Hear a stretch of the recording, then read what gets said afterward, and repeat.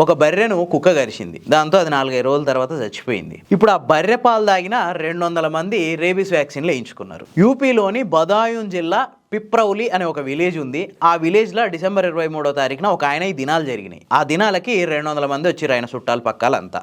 వాళ్ళందరికీ రైతా వడ్డించిర్రు.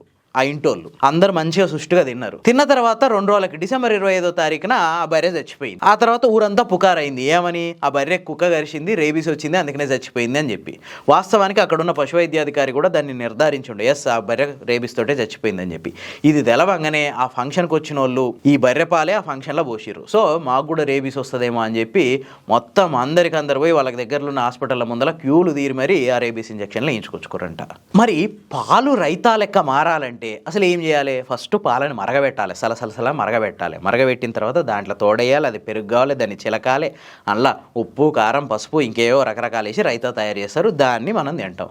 మరి ఈ ప్రాసెస్లో ఆ రేబీస్ వైరస్ ఇంకా బతికే ఉందా? ఆల్మోస్ట్ 100 డిగ్రీ టెంపరేచర్ పైన మరిగించిన తర్వాత కూడా రేబీస్ వైరస్ పాలల్లో బతికుండి వీళ్ళ ఒంట్లలోకి వచ్చిందా? ఏమో, ఇది నా అనుమానమే. టెక్నికల్గా ఇది కరెక్టేనా? మీకేమనిపిస్తుంది? కామెంట్ చేయండి.